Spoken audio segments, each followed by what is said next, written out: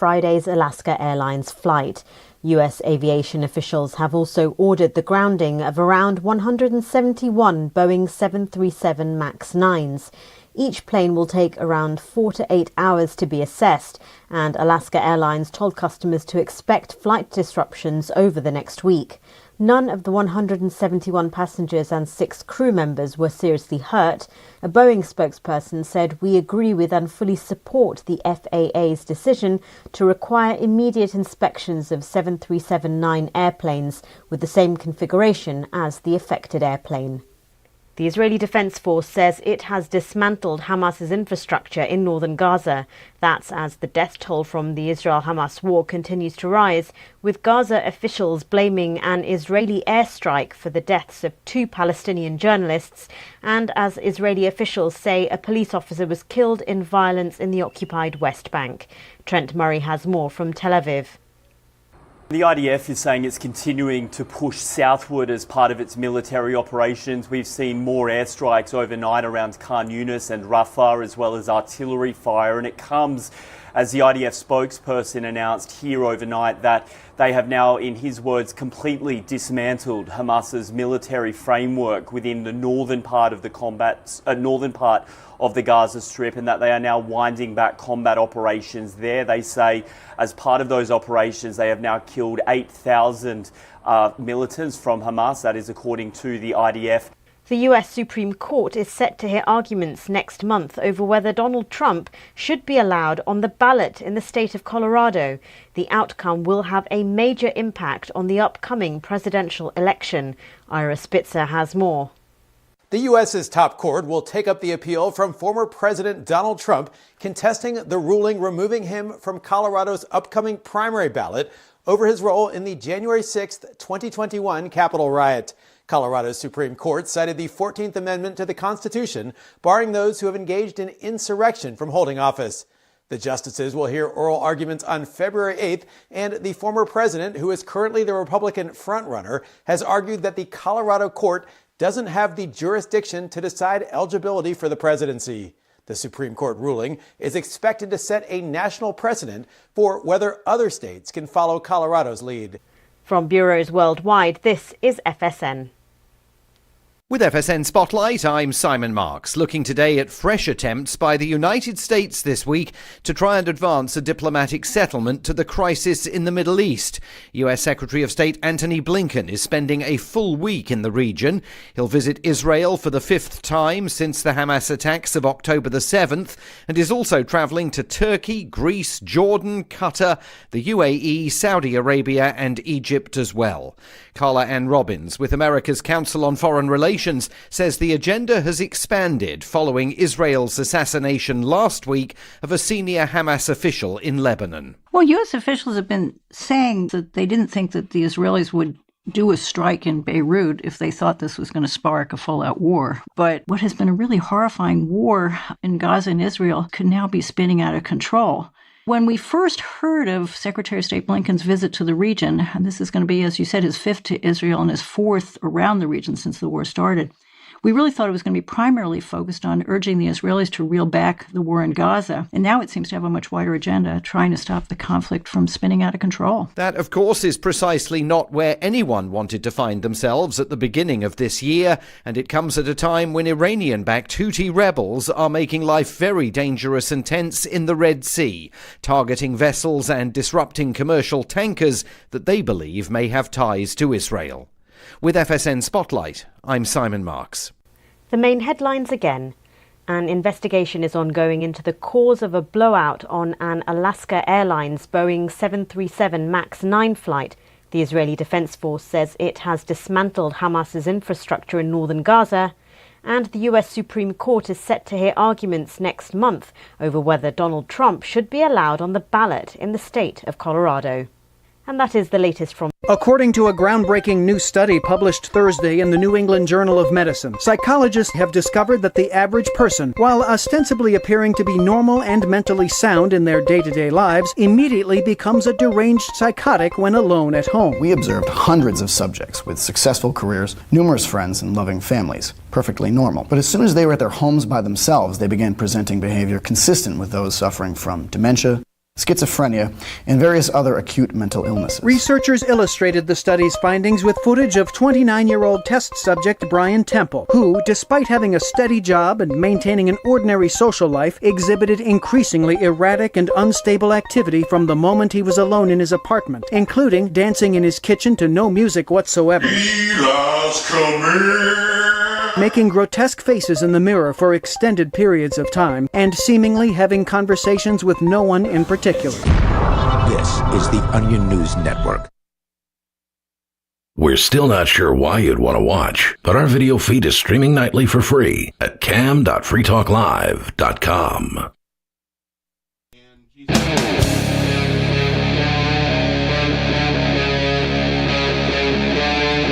Free Talk Live.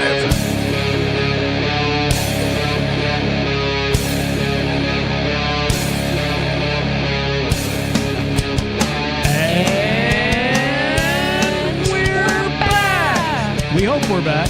Yeah. The live stream. Are we back on the live stream? You're listening to Free Talk Live's call-in radio show.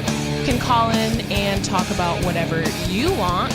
The number to call in is 603-283-6160. That number again is 603-283-6160. So previously... Joining us in the studio. Yeah, right. As the captain is frantically getting us back. Yeah, so we have the captain. Steve Classic. And Nikki. So previously on the last segment, we were talking about the national debt and how many $1 trillion since the NFL season started? It's $1 trillion. Oh, so just $1 trillion. Only $1 that's trillion not too bad. over 4 months. Kind of a lot. I was wondering if they just took that trillion and put it all on black at the casino. Yeah. I mean, what is there to lose? Fantasy football, Yeah. I mean, there's a lot of things to bet on. FanDuel put $1 trillion on. Actually, I kind of would rather that they would gamble it because they might have better odds than whatever they're spending it on. They're just wasting it. Right. Just wasting it. You might as well just set it on fire. Or you could have a little fun, play some fantasy football, play some blackjack, Right. Right. Double your money or just get rid of it. They're getting rid of it anyway, so at least they'd have a better chance of doubling their money. $1 trillion. Well, the captain will be joining us shortly, and we were talking about the $1 trillion. Where we are going to get to the number 2 story in the third hour. Yeah, I think we've pretty much talked about the national debt. Do you want to get into the number 2 story now? Let's do the number 2 story. Why not? So we have this Which one? We have 3. I guess the Dunkin' Donuts. Oh, explosive. So this one is from Business Insider. Florida man sues Dunkin' for $50,000 in damages. Florida man, of course. After claiming exploding toilet left him covered in human feces. Sounds Well, it's probably his own. gross. It's probably his feces. I know, it's not like a porta potty, right? Human feces, of course. Well, if you're in I would just love to know how this happened. I mean, is it like an exploding plumbing, piping, the toilet exploded? He might have been just 500 pounds. The toilet just gave out. I don't know. Let's find out. So a man in Florida is suing Dunkin' for more than $50,000 damages after claiming a toilet exploded and covered him in feces and urine, according to a lawsuit seen by Business Insider. Paul Kurak claimed that in 2022 he suffered severe and long-term injuries after the toilet exploded in the men's room of a Dunkin' store in Winter Park, Florida. Is his last name Keurig? It's K. I thought it was Keurig, like the Kerouac. I'm assuming. I'm probably butchering it. It's Kerouac. Oh, I thought it was Keurig, like the little. Kerouac. No, not Keurig. We're gonna sue Dunkin' Donuts. Right? Yeah. So Kerouac said both he and the interior of the room were covered in debris. Covered? Including human feces and urine following the incident. Wonder if there's any toilet paper involved there, too. After leaving the room, he said he tried to get help from staff at the store. This is like so humiliating. And was told that they were unaware of the problem with the toilet. or no, they were aware of the problem with the toilet, as prior incidents with the toilet had occurred, per the lawsuit. The suit goes on to say that Karak is now in counseling and requires mental health care due to the trauma he experienced. It says he suffered bodily injury and psychological damages, resulting in pain and suffering, disability, permanent and significant emotional injury, mental anguish, loss of the capacity for the enjoyment of life. He can't enjoy a donut anymore. This is intense. And expensive medical care and treatment. They're really going in. And he's only sued for $50,000? I mean, it'd be like that's 50 a lot. million. That's a lot. 50 trillion. I mean, I'm just wondering, I need more details of what actually happened, because toilets don't just explode. I've never heard of a toilet exploding without explosives. Throwing an M80 down, flushing an M80. Yeah, without actual explosives being flushed down the toilet. Unless the water just, it was backed up or something. But the problem is the employee said, "Oh yeah, we're aware of it." They should have said, "I don't know." Because if you say, you're aware of it, then all right, you're on the hook. I need more details, because exploding, clearly it was a plumbing issue, right? Yeah.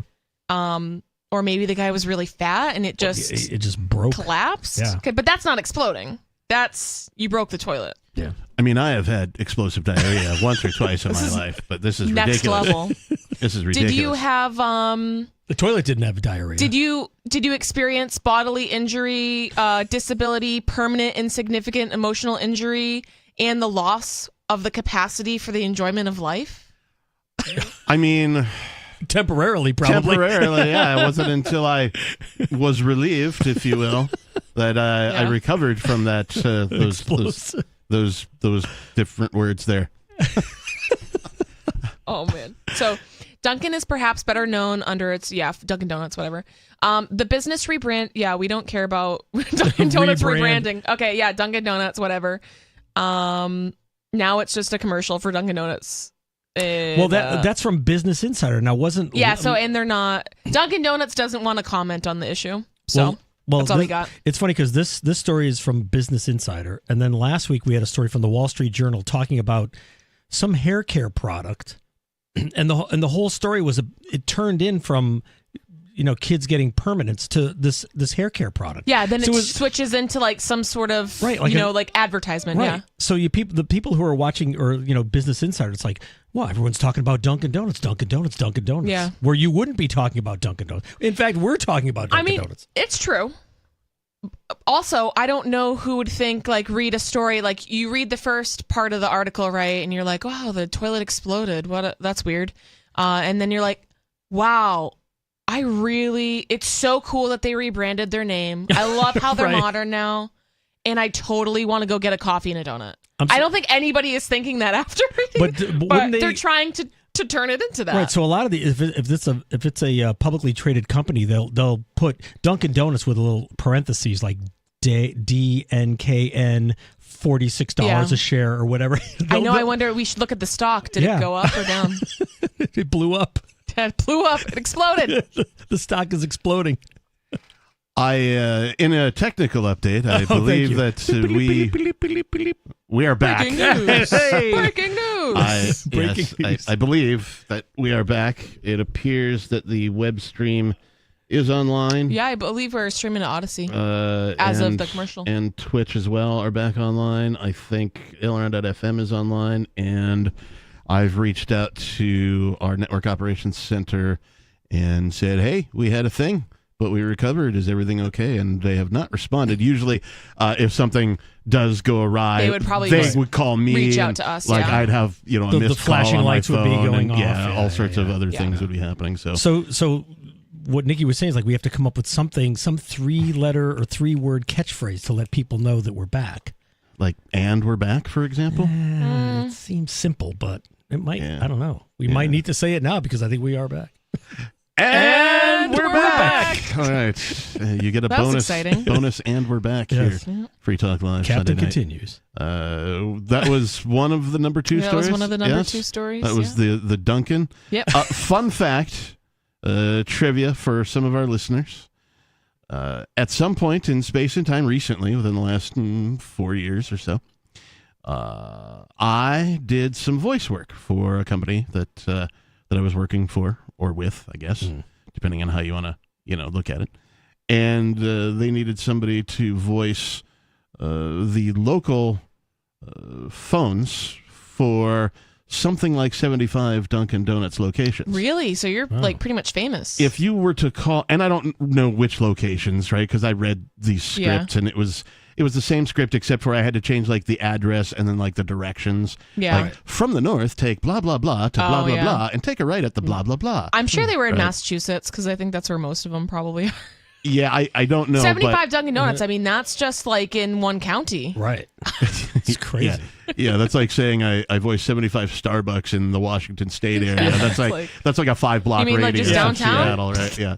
Did you do the Starbucks that's in the Starbucks?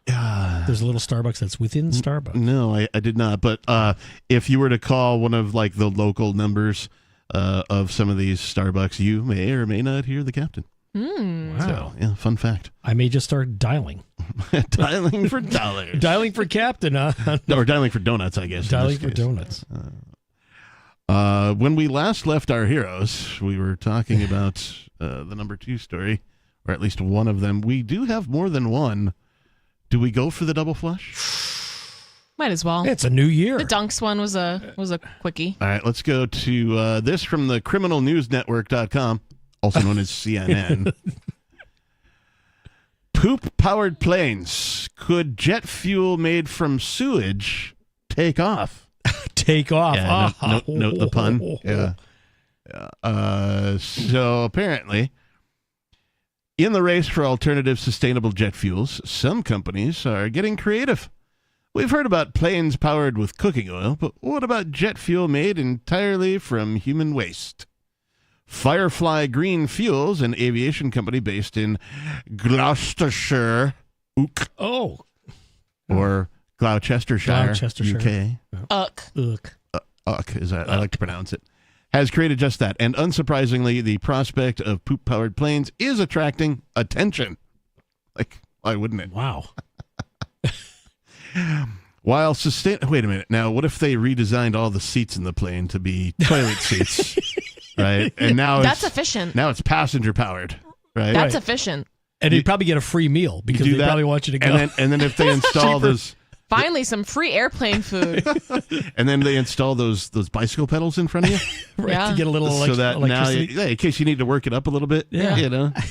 And then like coffee's free, right? Yeah, coffee is free. They're feeding you like prune juice beans, free. Prune juice and beans for your in-flight meal.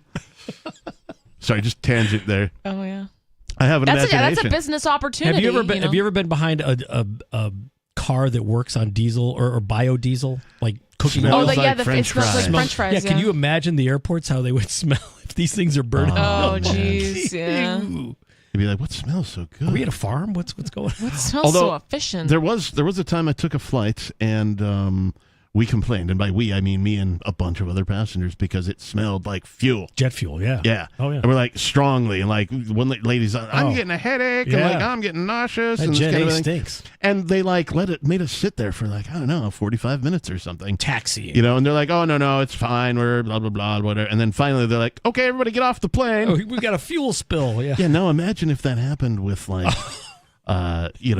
oil powered, and like, it smells like French fries, right? There's no problem here. Right? Would you complain about that? And when a plane is in trouble, they dump fuel. Yeah.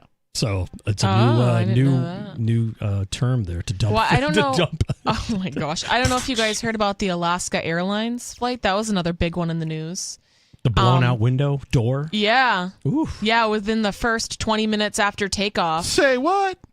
Yeah. What? What happened? Some part of the blows plane blew away. Was it the window or the door or something? It was like dramatic. Something got depressurized quickly. Yeah, it got depressurized, blew out the window, and no one was sitting in that seat. Okay, good.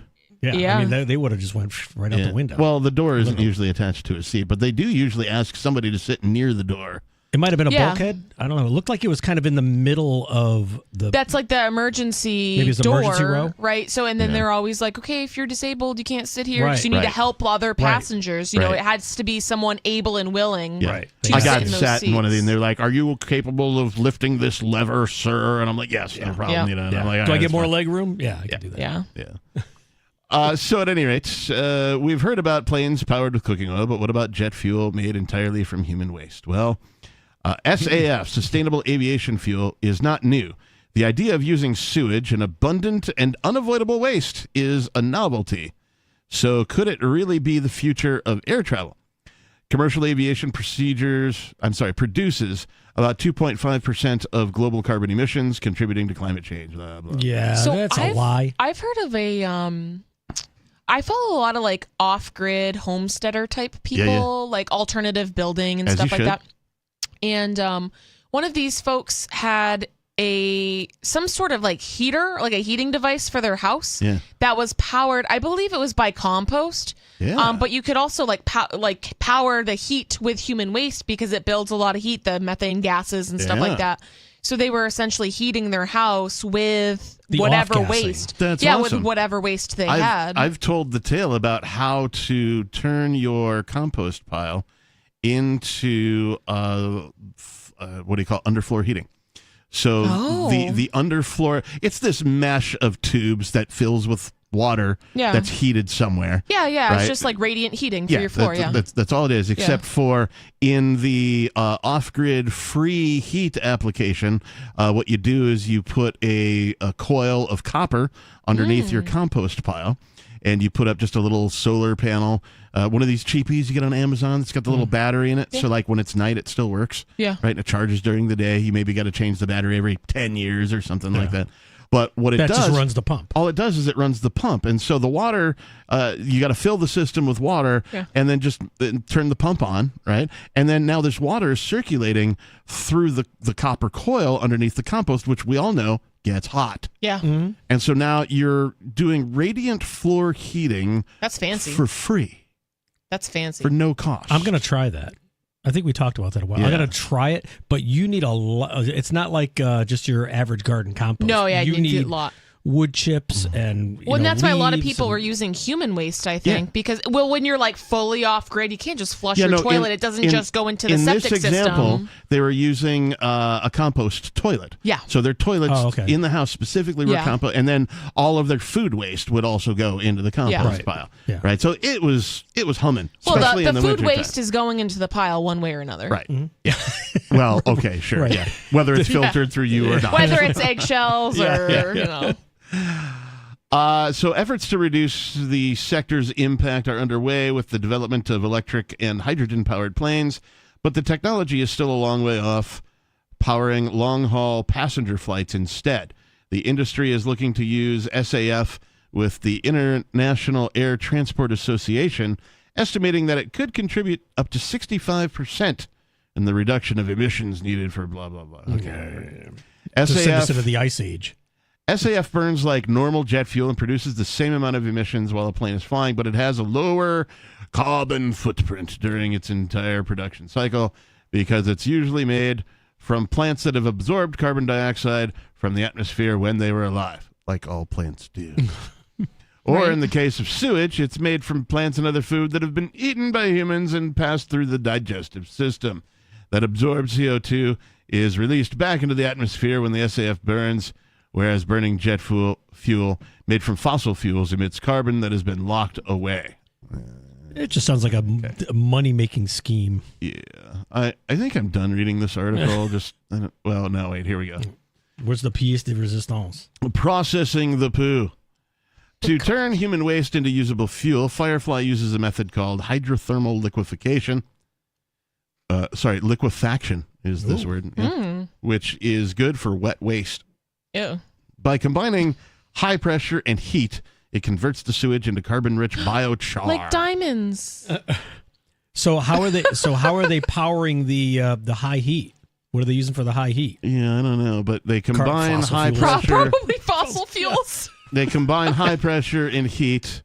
It converts the sewage into carbon-rich biochar, a powder that can be used as a crop fertilizer and crude oil. So far, production has been on a very small scale in laboratories, but the early results have been promising, with independent analysis by researchers in universities in EU and US finding it almost identical to standard fossil jet fuel. According to a life cycle analysis carried out by Cranfield University in the UK, it also has a 90% lower carbon footprint than standard jet fuel. Okay, well, that's fine. Cool. So, yeah. Some guys really crushing it. Yeah, some guys got to go public. Right? Can't all go to waste, or can it? Speaking of cans. I mean, I'm down for it. I like real recycling. And by that, I mean, I don't believe that all of the cans that we're recycling through the town recycling center is actually getting recycled. I think they're actually just getting thrown away. If you're getting rid of your cans, let me know, because I'll take them to Connecticut for 10 cents each. All right. What would make you think that, Nikki? Because I remember seeing them throw it in the trash. Yeah, I'm being facetious. It's just, yeah. I remember, so I used to be I'm still a hippie. I'm still pretty crunchy. But I was really into like the green movements. Like I was like super into solar, and this was before I knew the truth about all of this stuff. I still promote sustainability, but just in different ways, more practical ways, sure. Whatever. So I remember when I was in college, I'm like super huge into recycling. I'm wearing recycling shirts, telling everybody to recycle. Like I was like super into it, right? Yep. And then I remember seeing the janitor throw the recycling into the trash. And I'm like, hey, what are you doing? Right, yeah. You're like, what the heck, buddy?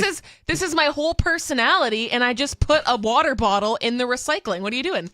And he was like, oh, I hate to break it to you, but like we don't actually recycle. Yeah, it all goes to the and same I'm like, spot. well, then why do you have the 2 separate trash cans? Right. And he's like, oh, it's just like the state. Yeah, psychological training. They just make us do that. Right. It's for show. Yeah. Yeah. So when I was in the Seattle area,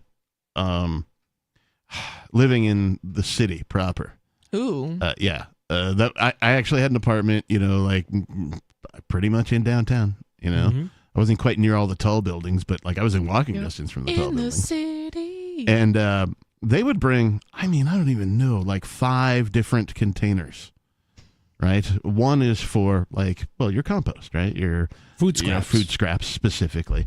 One is for like cans. Yeah. The other one's for glass. Cardboard. Right. One's for like they have the different numbers, right? Yep. And I don't even remember what they were all for, really, to tell you the truth. Yeah. Right. And it wasn't until like, oh, I know it's trash day. What do I do with all this crap? Oh, look, I got to do a thing over here, over there, or whatever. It got to a point where I didn't even have like a trash can in my kitchen, right? Because these bins were just outside my front door.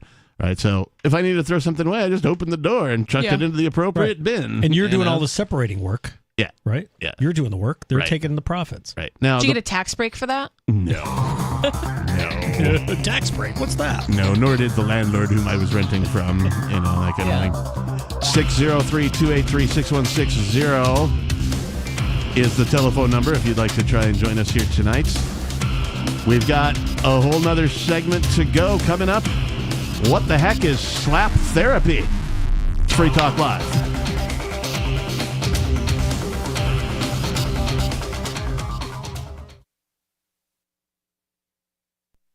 On Free Talk Live, we're bringing people to the ideas of liberty every day. From wrestling superstars like Glenn Jacobs. You guys really are having an impact, I believe. Like I said, a lot of where I am now is due to listening to Free Talk Live. You changed my mind on some very important issues years ago. To random people tuning in on the radio. I was kind of stuck in the left-right paradigm. I heard your show by chance on a Saturday night.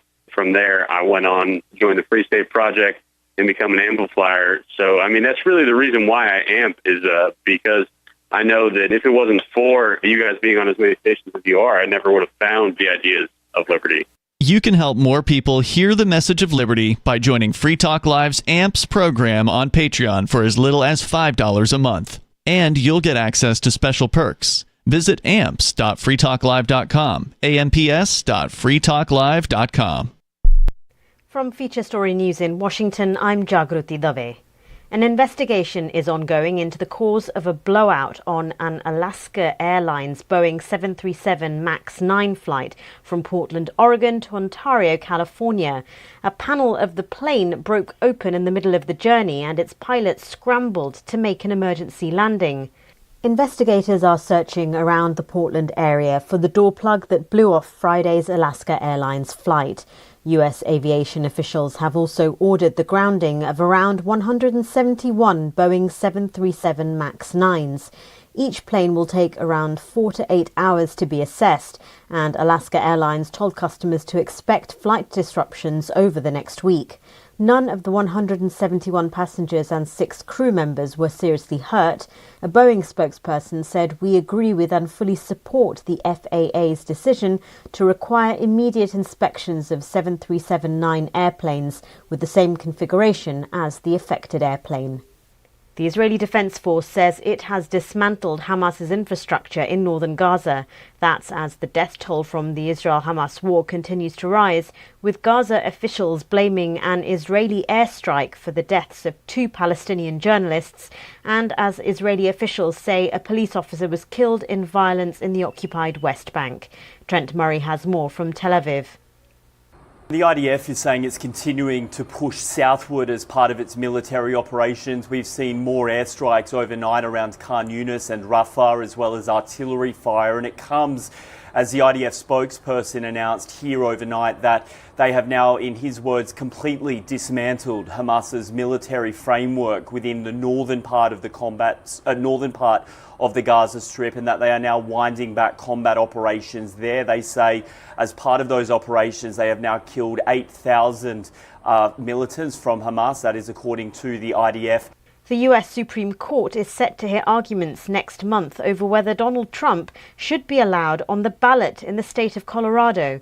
The outcome will have a major impact on the upcoming presidential election. Ira Spitzer has more. The U.S.'s top court will take up the appeal from former President Donald Trump contesting the ruling removing him from Colorado's upcoming primary ballot over his role in the January 6, 2021 Capitol riot. Colorado's Supreme Court cited the 14th Amendment to the Constitution, barring those who have engaged in insurrection from holding office. The justices will hear oral arguments on February 8th, and the former president, who is currently the Republican frontrunner, has argued that the Colorado court doesn't have the jurisdiction to decide eligibility for the presidency. The Supreme Court ruling is expected to set a national precedent for whether other states can follow Colorado's lead. You can help spread the ideas of liberty with our Patreon for just $5 per month at amps.freetalklive.com.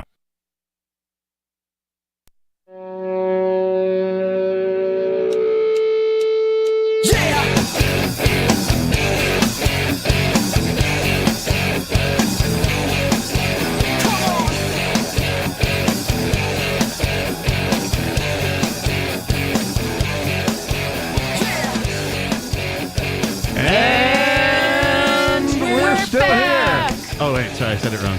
I said we're still here. Guess who's back? Back again. Free Talk Live's back. Tell a friend. We need a catchphrase to let everyone know that Tell all your we're friends. 603-283-6160 is the phone number if you'd like to try and join us tonight. In the studio, it's myself, the captain. Steve Classic. And Nikki. Before we go on with the show, I need to say thank you to Dale Chapman, who is a gold level amplifier. Oh, thanks, Dale. I love gold. Yeah. That means Dale Chapman gives $10 a month to help advertise, market, promote, and support. In other words, he's a member of the AMPS program, which, of course, stands for Advertise, Market, Promote, Support. At least he doesn't go and spend that money at Dunkin'. Be potentially blown up in the bathroom. It's a better investment. Yes, wise words there, Mr. Classic. Dale believes that this show is, well, entertaining. He likes the idea of spreading the message of freedom.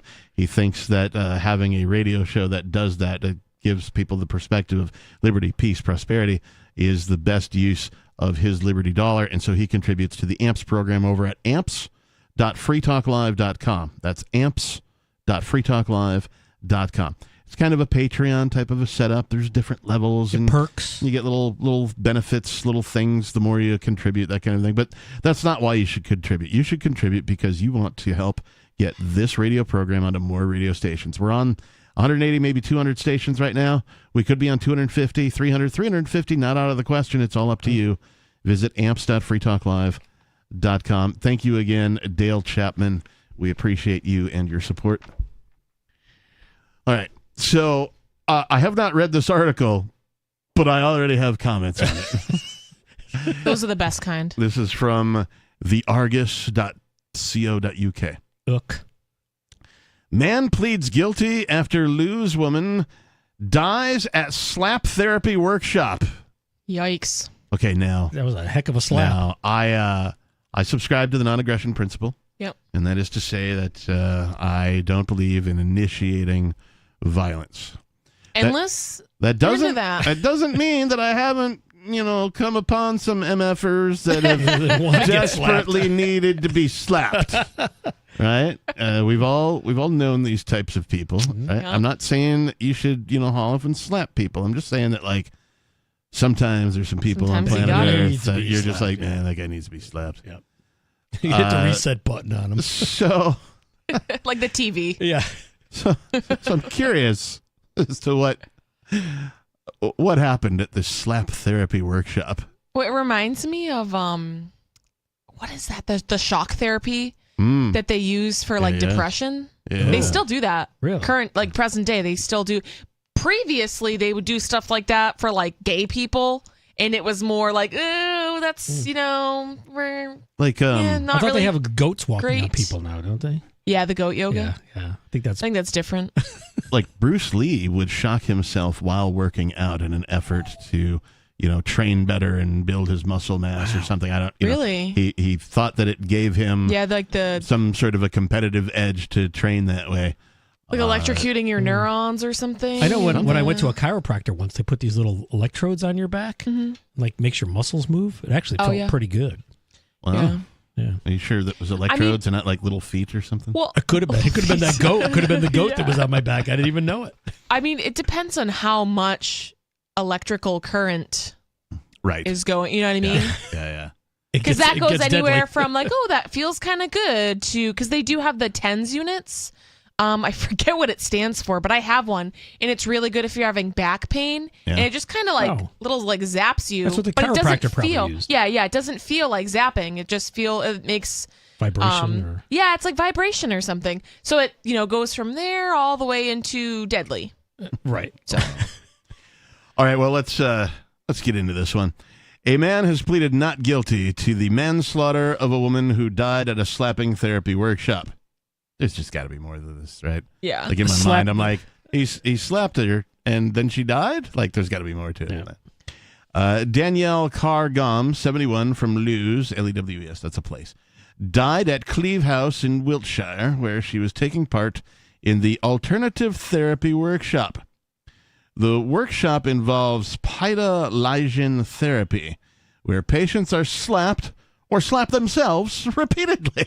Sounds like it sucks. Sounds like the tapping solution, but really gone awry. I remember not only having this done to me, but also doing it to other kids on the school bus. Slapping people? Yeah, you grab the kid's arm, you Five-star or whatever. You make them slap themselves. Oh, why are you slapping yourself? Huh? Stop Why are you hitting yourself. Stop hitting yourself. What are you doing? I don't understand. Yep. Hongqi Zhao of Cloudbreak in California entered a not guilty plea to the manslaughter by gross negligence charge during a hearing in wherever this court was, after a woman's death on October 20th in 2016. The 60-year-old was charged in November, having been extradited to the UK from Australia. Wow. What? Mrs. Carr-Gom from Lewes, East Sussex, was previously said by her family to have embraced alternative and holistic medicine and therapies to help her type 1 diabetes. Was this supposed to help? She's trying to slap the donut out of her hand or something like that'll stop you from diabetes. Slapping that Starbucks coffee. Slap the Stanley Cup out of your hand. Yeah. Exactly. She was born in France, moved to the UK age 21, where she was diagnosed with diabetes in 1999. I got diabetes. That's right. I went with the Wilford Brimley pronunciation. Diabetes. In 1999, struggled to inject insulin due to fear of needles. Zhao, who ran the workshop, is alleged to have unlawfully killed Mrs. Kargam while delivering a Paida Lyjin workshop. The charge said he owed a duty of care and in particular to take responsible steps to ensure that urgent medical assistance was sought. She stopped taking insulin during the program and suffered... So that's probably why she died. Ketoacidosis, Yeah. a severe lack of insulin in the body, which means that it cannot use sugar for energy and starts to use fat instead. So, if she died because she's an insulin-dependent diabetic, which type 1, different than type 2, where lifestyle changes and diet do not, like, your pancreas doesn't work. It doesn't produce insulin. You're insulin-dependent. If she stopped taking it to do the workshop, I don't think this guy's liable. Because that was her own decision. Like, she knows that she's dependent on insulin. I know she has a fear of needles or whatever.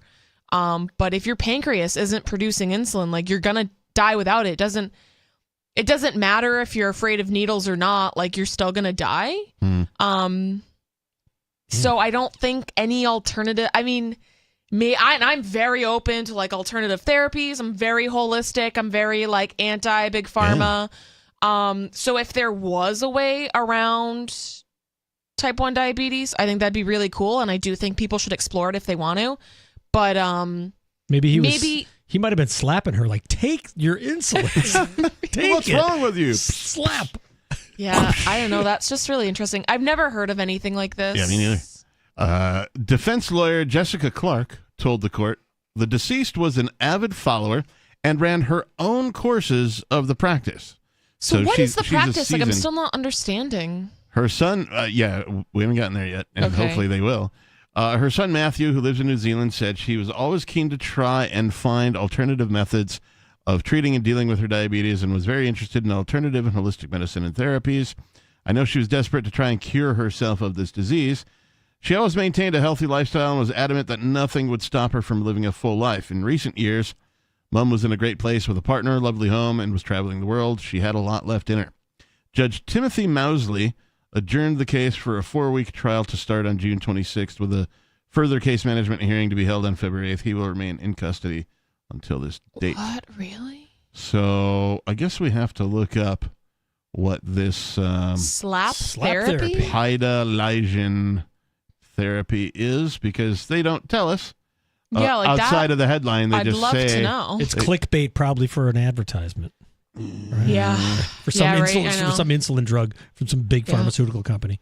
Paida Lyjin is one of page is loading.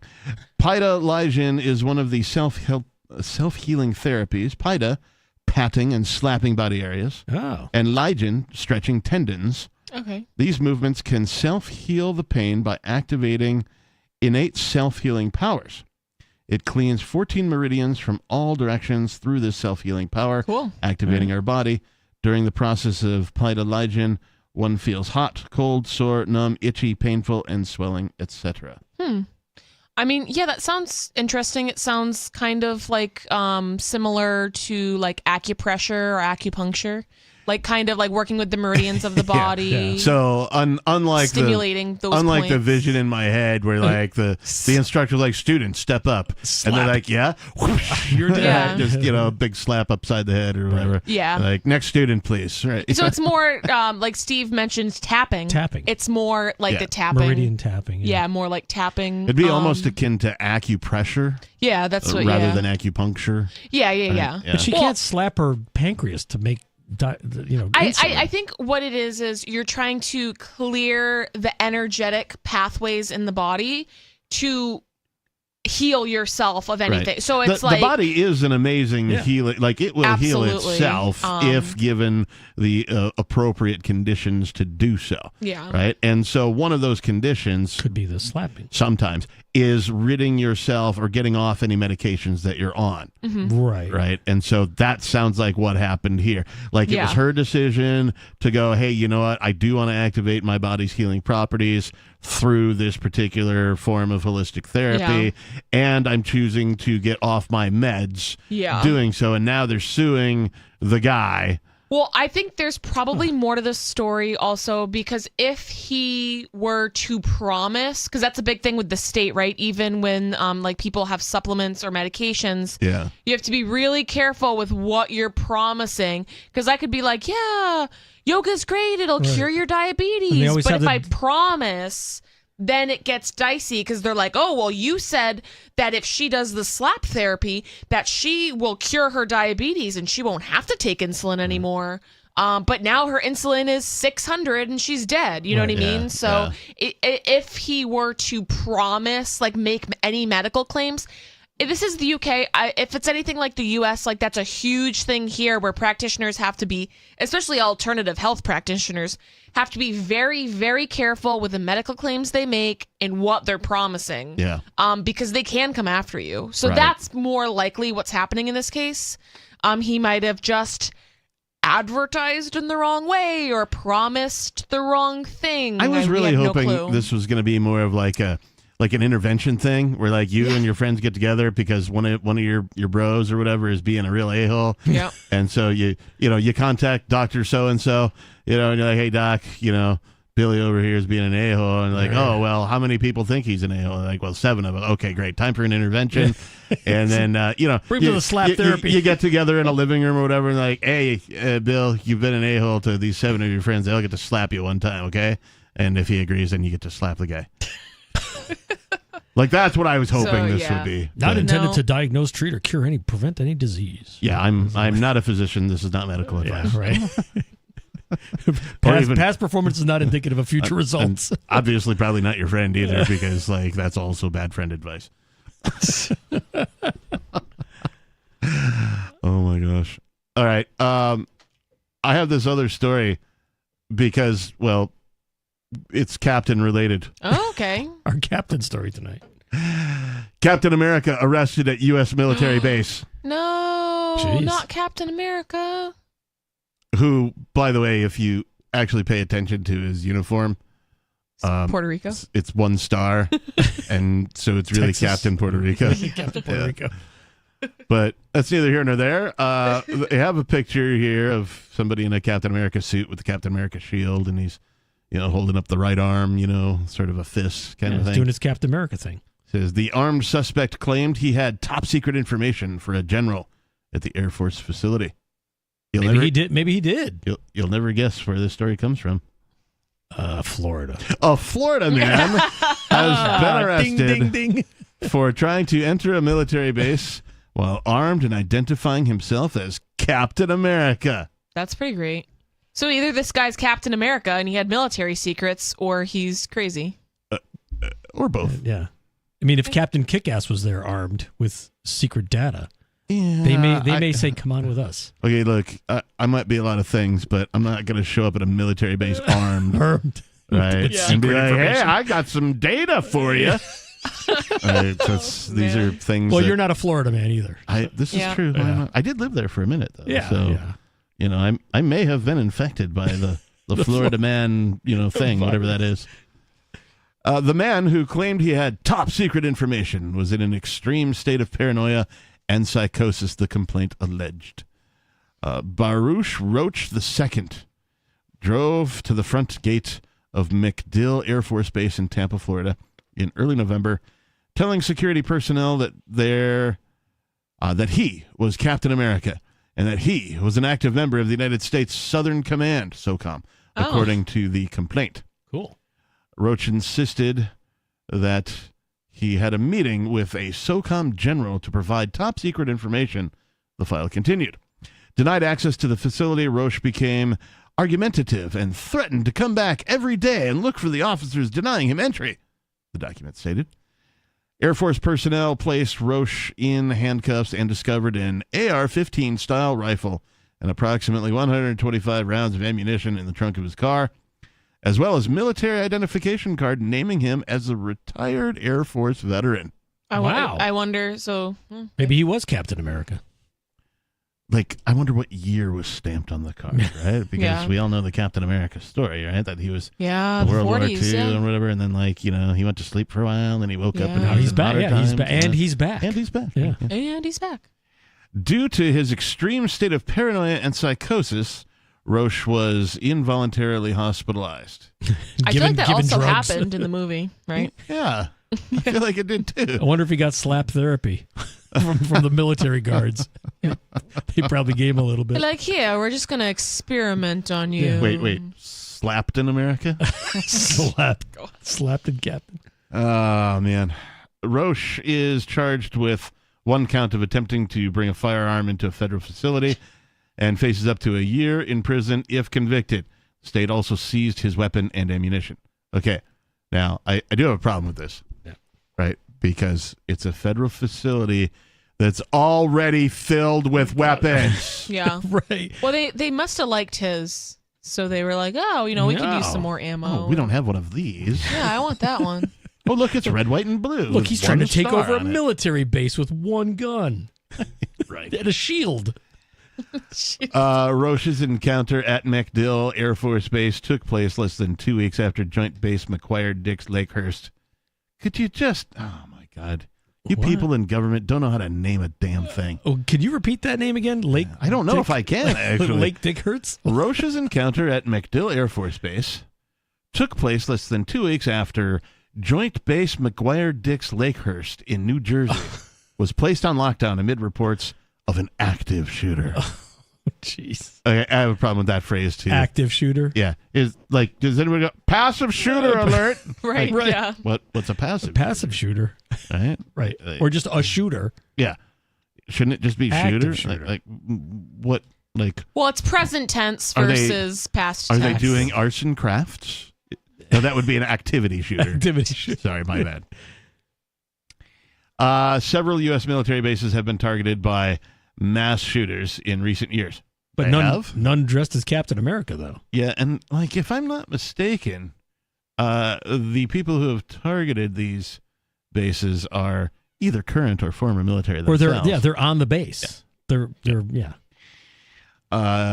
With a Saudi aviation student killing 3 people and injuring 8 others at a Florida naval facility in 2019, and a military veteran threatening to shoot up a base before he killed 18 people at a bar and a bowling alley in Maine in October.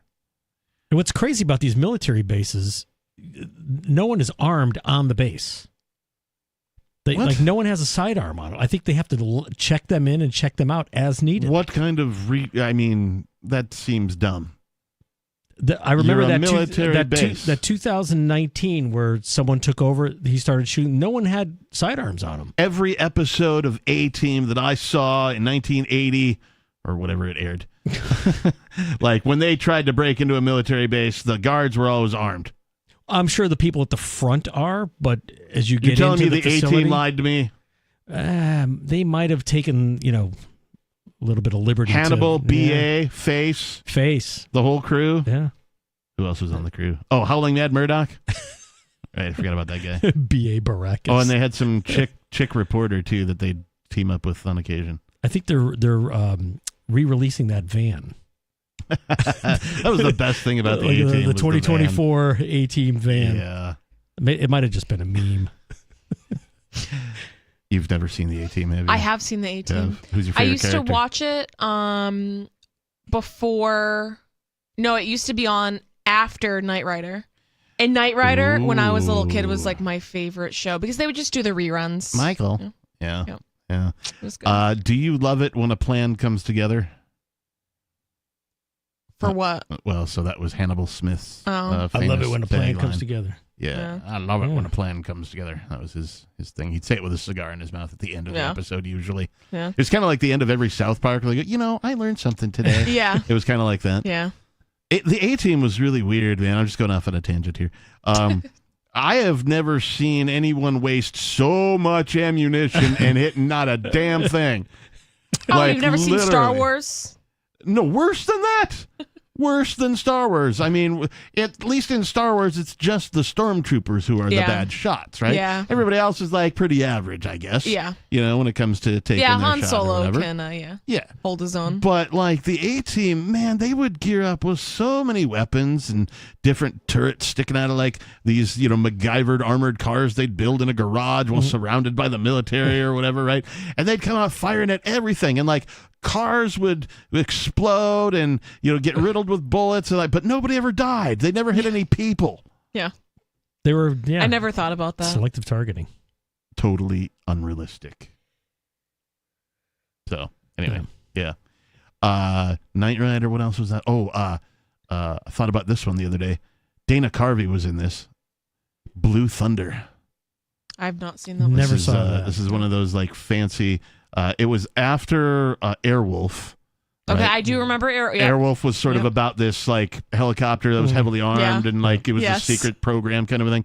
Blue Thunder was like it was a movie and then they turned it into a series, and it was a military style helicopter allocated to the police, right? And so it was this like there was a name for it in Black Hawk, Nighthawk, I don't know what it was, some kind of a military helicopter, and it was a bad machine. So they made a series about it, and it was just as lame as all these other series that we're talking about. Yeah. I think it was one season and done.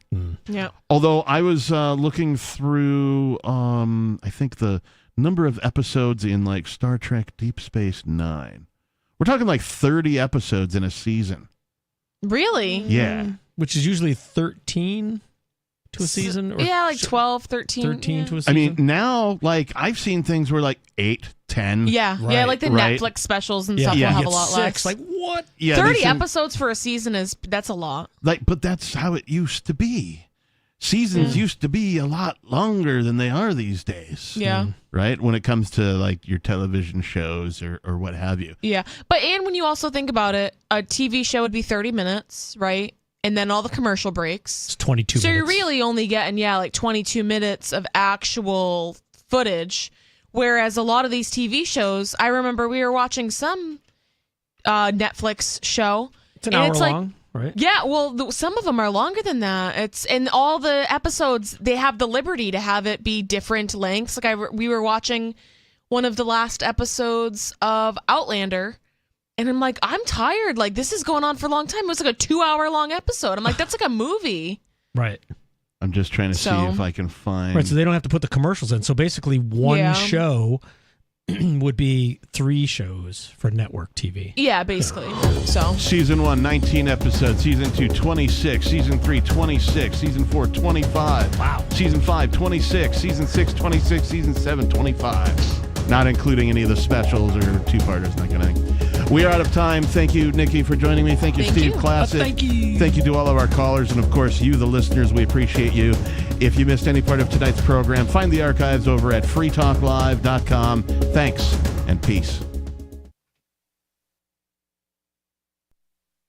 Join liberty-minded voluntarists, anarchists, and libertarians from June 13th through the 16th for the 8th annual Fork Fest at Rogers Campground in the beautiful White Mountains of New Hampshire. Fork Fest is a fork of the Porcupine Freedom Festival, which has sold out in recent years. Fork Fest happens the weekend before the Porcupine Freedom Festival. Fork Fest is decentralized, which means that there's no ticket cost and no one is in charge.